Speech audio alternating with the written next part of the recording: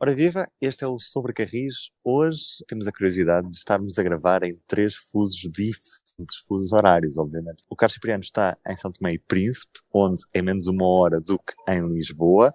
O Diogo está a partir do Porto e eu estou a gravar a partir de Madrid, onde é mais uma hora. Carlos, o que é que tu estás a fazer em São Tomé, num país que neste momento nem tem comboios, ou tem e nós não sabemos? Estou de férias, mas de facto São Tomé e Príncipe já teve comboios, e muitos, e teve, diria mesmo, centenas de quilómetros de via férrea. Eram linhas do sistema Decoville, com a bitola de 60 centímetros, e eram usados nas roças para o transporte de cacau e de matérias-primas, mas normalmente para escoar o cacau das roças para os portos. E, portanto, havia caminhos de ferro a vapor, isto praticamente no início do século XX, e somavam umas boas centenas. Claro que tudo isto, a partir dos anos 70, acabou, mas hoje ainda é possível ver alguns vestígios dos caminhos de ferro de São Tomé e Príncipe. Ainda agora há uns dias estive na roça Água e Zé, onde, além de vestígios claros dos carris, que ainda lá existem em alguns pontos, descobri lá num armazém ferroviário um comboio composto por uma locomotiva a diesel de origem alemã e com umas carruagens que parecem os elétricos de Lisboa de 800, que eram usados pelo administrador da roça e pelos engenheiros, pelo pessoal mais graduado, digamos assim, para percorrer a roça. Obviamente depois havia também comboios com vagonetas, mas esses não encontrei nenhum vestígio. E numa outra roça, que é a roça Rio Douro, hoje chamada roça Agostinho Neto, aí ainda se veem mais carris, ainda incrustados no terreno, e descobri lá uma velha locomotiva abandonada num armazém, mas que as pessoas, depois de tantas famílias, instalaram-se no armazém, foram construindo casas, e essa locomotiva está literalmente empardada, portanto, acho que ninguém sabe que aquilo existe, e nem se consegue quase fotografar e nem tirá-la de lá. Curiosamente, não foi em Portugal continental na época que foi inaugurado o primeiro caminho de ferro, embora todos nós comemoremos o Lisboa carregado como o primeiro caminho de ferro em Portugal. Na verdade, o primeiro caminho de ferro do então do Portugal da época, digamos assim, foi em Cabo Verde, em 1837, na Ilha do Sal, onde se implementou também aí um caminho de ferro com via estreita para transporte de sal na ilha. Portanto, em 1837, e, portanto, 19 anos antes da inauguração do primeiro caminho de ferro na metrópole, como então se dizia, em 1856. Carlos, mas espera uma coisa. O Rubens está em Espanha, mas também não foi na própria metrópole que começou o caminho de ferro neste país. Assim, a primeira linha oficial da península é entre Barcelona e Mataró, que hoje faz parte dos Rodalies da Catalunha, mas ainda antes havia caminho de ferro em Cuba. Cuba, que na altura era uma possessão espanhola, portanto o primeiro caminho de ferro no Reino de Espanha foi em Cuba e não na Espanha peninsular, neste caso entre Barcelona e Mataró. Praticamente pelos mesmos motivos que o primeiro caminho de ferro também foi em Cabo Verde. No caso de Cuba, foi para o transporte de cana-do-açúcar. Nas roças de São Tomé era para o transporte de café e de cacau. Fechado este capítulo inicial em que abordamos aqui um pouco da história ferroviária, aproveitando também as nossas viagens e de hoje estarmos a gravar em três fusos diferentes, passamos agora então ao que é o comentário da atualidade ferroviária, com uma notícia que infelizmente já estávamos a aguardar, uma vez que o Plano Ferroviário Nacional, apesar de prometido para este ano 2022, estava um pouco em águas paradas, também muito por causa daquilo que foi todo o processo de mudança de governo, com as eleições legislativas antecipadas, e neste momento, Diogo, Plano Ferroviário Nacional só em 2023. Atenção, senhores passageiros, o Plano Ferroviário Nacional, com hora e ano marcados para 2022, circula com atraso de um ano. Só no próximo ano, 2023, é que é expectável conhecermos realmente como é que vai estar organizada a rede ferroviária nacional no médio e longo prazo. E realmente nós já não vimos falar do plano ferroviário há bastante tempo. As últimas novidades datavam por volta de setembro, outubro, no final dos contributos, a fase dos contributos, que foram cerca de mais de 300 contributos que foram recebidos na altura, que o Carlos escreveu sobre isso, e desde então nunca mais tinha ouvido falar nada do Plano Ferroviário Nacional, sendo que as sessões regionais deviam ter começado logo no final de abril, depois do lançamento do plano em Lisboa, só começaram em julho, por exemplo, e os contributos, a recepção dos contributos foi prolongada até ao final de setembro, portanto, isto foi tudo atrasando passo a passo para só no próximo ano virmos a conhecer alguma coisa sobre o Plano Ferroviário Nacional.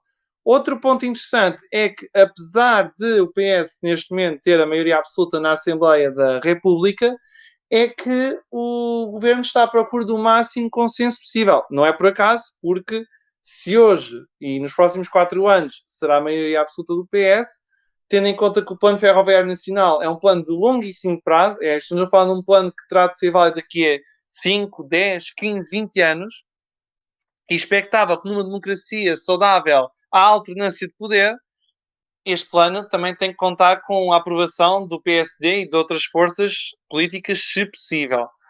E daí que haja esta grande preocupação do consenso. Se bem que neste momento não se sabe muito bem qual o pensamento ferroviário de partidos como o PSD, como o Chega, que também contam em número de deputados. E não é pouco. Recordar que o Plano Ferroviário Nacional tem como premissas colocar o comboio em todas as capitais de distrito. Neste momento não passa em 3, Bragança, Vila Real e Viseu, e passa bem longe de Porto Alegre, e também garantir que o comboio chega a todos os portos e aeroportos nacionais, por exemplo. Carlos, este atraso é justificável? Bom, quer dizer, na ferrovia tudo se atrasa. Repara que o próprio plano de modernização da infraestrutura, que é o Ferrovia 2020, está atrasado. A compra de comboios estão atrasadas. A colocação em circulação das carruagens recuperadas está atrasada. Porque é que o Plano Ferroviário Nacional não há de também estar atrasado? Bom, se justifica, compreende-se que, tendo havido mudança de governo, que sim, que tenha havido, de facto, seja um bocadinho impossível que tivesse sido cumprido o prazo para se implementar o Plano Ferroviário Nacional, que se pretende que seja uma lei. Portanto, é óbvio que, tendo havido mudança de governo, o atraso era inevitável.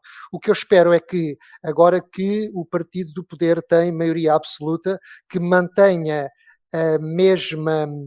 o mesmo interesse e faça o mesmo fincapé na procura de um consenso político muito alargado, porque se o Plano Ferroviário Nacional vai ser uma lei e se vai ser para implementar nas próximas décadas, é importante que assim seja. E, portanto, não me aborrece muito este atraso de um ano, é importante que realmente se realize, será o primeiro Plano Ferroviário Nacional, finalmente, se concretizar, depois de décadas a ouvirmos falar de sucessivos planos ferroviários nacionais, e, portanto, se concretizar, é muito bem-vindo mesmo com este atraso.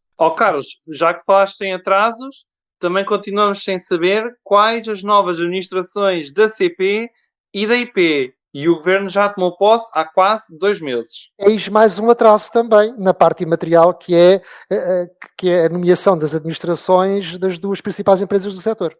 Sobre isso soubemos alguma coisa na audição do Ministro das Infraestruturas e Habitação, Pedro Nuno Santos, no Parlamento, ainda nesta semana, no âmbito das audições preliminares sobre o Orçamento de Estado, Diogo? Não houve, assim, grandes novidades.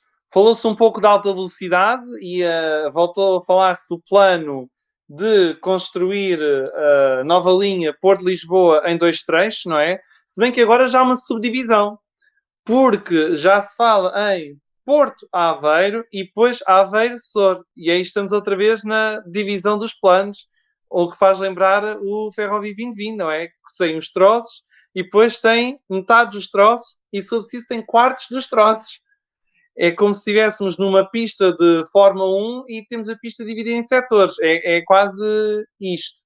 Sendo que o plano é, até 2028, completar o primeiro trecho, que neste momento está Porto, Sor, mas não há certezas, por exemplo, sobre Gaia, sobre se vai haver uma estação em Gaia, e depois há a hipótese de haver uma ligação Carregado-Lisboa, com a eventual quadruplicação da atual linha do Norte naquela zona, mas a Câmara de Vila Franca de Xira já se pronunciou relativamente a isso. Já disse que não é para destruir o Jardim Constantino Palha e que a única opção que eles consideram possível para a alta velocidade passar naquela zona é em túnel. E já agora também a Câmara de Anadia também já veio contestar o traçado da alta velocidade, que dizem vai rasgar o seu concelho, e portanto devemos estar preparados para mais contestações a nível autárquico, sabendo que isto não vai ser um processo nada fácil e que teremos ainda aí muitos assuntos para escrever e para comentar. Percebemos o pensamento político de alguns dos partidos com base nesta audição, ou as perguntas foram todas muito vagas, Diogo?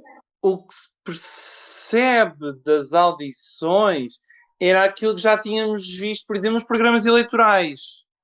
No caso do PS, há algum detalhe e já começamos a ver os deputados, pouco a pouco, a pedir uma linha aqui, uma linha acolá, mas sem muito detalhe e mais para elogiar o próprio ministro do que outra coisa. E depois também tivemos algumas declarações de iniciativa liberal, mas não houve assim muitos detalhes. Portanto, da audição ainda não é possível retirar assim grandes novidades no pensamento dos partidos relativamente à ferrovia. Outro dos temas que marca esta semana ferroviária é o facto da CP ter ultrapassado o marco bastante positivo de 2019. Neste primeiro trimestre, a CP transportou mais passageiros do que no período pré-pandemia. Diogo, tens os números à tua frente, apresenta-nos. Portanto, a CP diz que já transportou mais passageiros, ou seja, mais 3% de passageiros no total entre janeiro e março em comparação com o mesmo período antes da pandemia, 2019. Só que temos que ter atenções pormenor, sobretudo nos comboios urbanos e regionais. É que no primeiro trimestre de 2019 ainda não existiam os passes a 30 e a 40 euros nas áreas metropolitanas de Lisboa e do Porto. E isto não é um pormenor de sumenos, porque quando vieram os passes de 30 e 40 euros nas áreas metropolitanas e que depois foram estendidos progressivamente às outras comunidades intermunicipais, houve um brutal crescimento do número de passageiros. Chegou-se a falar de aumentos de 10% entre março e abril de 2019. Portanto, a verdadeira prova dos 9 só vai acontecer daqui a uns meses, quando tivermos os dados do segundo trimestre. Aí é que poderemos ver realmente se as pessoas eventualmente estão a trocar o carro pelo comboio, porque o preço dos combustíveis não tem nada propriamente simpático para os bolsos das famílias. E também há aqui um pormenor interessante que é, a CP notou que houve um aumento de 440% no Alfa Pendular e mais 145% no Intercidades. Ora, não esquecer que no primeiro trimestre do ano passado havia alguns comboios que estavam suprimidos. Em 2, havia o segundo confinamento relativo à pandemia. Portanto, as pessoas não davam a deslocar-se em comboios como o Alfa Pendular e o Intercidades. Portanto, são números interessantes, mas só no próximo trimestre é que podemos perceber realmente se já temos mais passageiros nos comboios do que antes da pandemia ou ainda não. Seja como for, eu penso que isso é de valorizar, porque significa que as pessoas voltaram ao comboio, mas também é um motivo de alguma apreensão, porque pode pôr em causa a capacidade da oferta da CP para responder a este aumento de procura. Eu acompanho com alguma preocupação aquilo que está a acontecer no Algarve, onde tem havido supressões de comboios e atrasos de comboios devido a excesso de imobilizações. O que é que isso significa? Significa que há automotoras que ficam em oficina, que não estão em condições, que estão avariadas, que não são reparadas e, portanto, não podem entrar na exploração, e por isso depois há as famosas supressões que aconteciam há 3 anos, quando a CP estava mesmo a ir ao fundo. Não estão ainda a acontecer com a mesma frequência com que aconteceu há 4 anos, mas é preocupante se a CP, entretanto, não conseguir, digamos, endireitar o que se passa em relação às UDDs que circulam no Algarve. Por outro lado, também já me chegaram algumas informações de que, por exemplo, na linha de Cascais, e agora nestes dias de calor, os comboios estavam a abarrotar e, de facto, ali, a CP não tem a mínima hipótese de aumentar a oferta, porque a frota que tem é a que tem, só serve para ali e não tem hipóteses. Por isso, vamos ver como é que isto vai correr neste verão. Só dizer que na linha de Cascais vai-se introduzir um reforço pontual aos sábados, domingos e feriados, que é quando é possível aumentar as circulações da linha de Cascais, porque durante a semana está pelas costuras. Deixa-me aproveitar para dizer que uma das linhas que, aliás, a única estação do país que fecha ao fim de semana, que é Alcântara Terra, que dá ligação direta aos passageiros da linha da Azambuja com a linha de Cascais, e que já durante esta última semana nas minhas viagens para o trabalho apanhei já muitos passageiros com chapéus de sol e com coisas para ir para a praia e que usam aquela linha durante a semana. Ao fim de semana não o podem fazer e têm de ir fazer um transbordo a Santa Apolónia. Não faz sentido, depois de estes anos todos em que se percebeu que aquela estação é importante, continuar a ter uma estação em Lisboa fechada ao fim de semana, e é a única estação do país em que isso acontece. A CP devia repensar esta postura e repensar o que é que quer fazer com aquela estação e perceber que é essencial nas ligações para Norte de Lisboa. Ruben, isso acontece pelos motivos que já falámos aqui num dos últimos episódios, que é a habitual inércia da CP nesta questão da gestão da sua oferta. Obviamente, toda a gente sabe, é muito bom que aquela estação, aquele serviço da linha da Azambuja para Alcântara Terra é muito importante, porque permite uma ligação quase direta à linha de Cascais e, sobretudo, no verão, para as pessoas irem para a praia. E, no entanto, não há ninguém naquela empresa que saia da sua rotina, que pense nisto e que altere procedimentos. Isso faz-nos lembrar aquilo que aconteceu aqui há uns tempos com a incapacidade que a empresa teve de aumentar a oferta aos fins de semana na linha do Douro, quando já se previa que ia haver um aumento da procura. Portanto, mais uma vez, é uma questão de procedimentos e é um problema de inércia por parte das operações comerciais da CP. Mas olha, há uns anos havia comboios ao sábado e domingo durante o verão para as praias. Há 5, 6 anos havia estes comboios. Porquê é que estes comboios não voltam a ser feitos? Fica a questão. Porque ninguém se lembrou de fazer isso. Às vezes é só uma questão, não se lembram, é inércia, as pessoas estão nas suas rotinas e não há ninguém, desde o Conselho de Administração até às estruturas intermédias, que se lembre de alterar isso, ou provavelmente até pode haver alguém que se lembre, mas depois esbarra na burocracia da empresa e as coisas depois não funcionam. Também tivemos nos últimos dias um seminário sobre a linha da Beira Alta, entretanto fechado para obras durante pelo menos 9 meses. De salientar mais uma vez que este seminário acontece já depois da linha ter sido encerrada à exploração comercial, ou seja, as populações só puderam conhecer qual é que é a perspectiva da IP para esta obra já depois da linha estar fechada. Mas, Carlos, tu que viste a sessão, o que é que tiras deste dia, destas explicações da IP e também da própria CP? Bom, não há dúvida nenhuma que é um investimento muito importante e eu não quero de forma alguma desvalorizá-lo. Só o facto de a linha passar a ter a RTMS, só o facto de passar a existirem as concordâncias da linha do Norte para a Beira Alta e da linha da Beira Baixa para a Beira Alta, de facto é extremamente importante. Agora, da exposição que eu ouvi por parte do vice-presidente da IP, o que eu achei é que ele terá sobrevalorizado excessivamente, eu sei que isto é redundante, este investimento como se fosse a melhor coisa do mundo e como se fosse o investimento mais importante sempre quase da ferrovia portuguesa, ou pelo menos da linha da Beira Alta. E eu gostava de, até por respeito aos seus colegas engenheiros do tempo da CP e da REFER que trabalharam nestes projetos, gostava de recuar um pouco no tempo e recordar a grande obra que foi essa sim, a grande modernização da linha da Beira Alta que ocorreu entre 93 e 97. Refiro-me a um investimento à época de 50 milhões de contos, que a preços de hoje dá 446 milhões de euros. Na altura incluiu a supressão de mais de 250 passagens de nível, a construção de 3 subestações, porque tratou-se de pôr uma linha que não era eletrificada, a dotá-la de catenária, portanto, eletrificação. Construíram-se 17 variantes correspondentes a 22 km novos de via férrea. Tudo isto sem fecho da exploração ferroviária e numa época, atenção, em que havia mais comboios a circular na Beira Alta do que hoje. E, portanto, eu penso que o vice-presidente da IP menosprezou completamente os projetos feitos por colegas anteriores. numa altura em que, em condições técnicas inferiores às que existiam hoje, porque entretanto nestes últimos 40 anos obviamente a tecnologia evoluiu, não é? E conseguiram de facto fazer ali a grande modernização da linha da Beira Alta sem interromper a linha e sempre com os comboios a circular. Por outro lado, também achei que nas apresentações que foram feitas sobre a Beira Alta foi dada pouca importância ao serviço de passageiros, o que é óbvio porque, de facto, a vocação desta modernização é para o serviço de mercadorias. E, portanto, mesmo quando dizem que vão recuperar 25 a 30 minutos de tempo de percurso dos comboios, isso é apenas repor aquilo que, entretanto, já se perdeu por via da degradação da infraestrutura.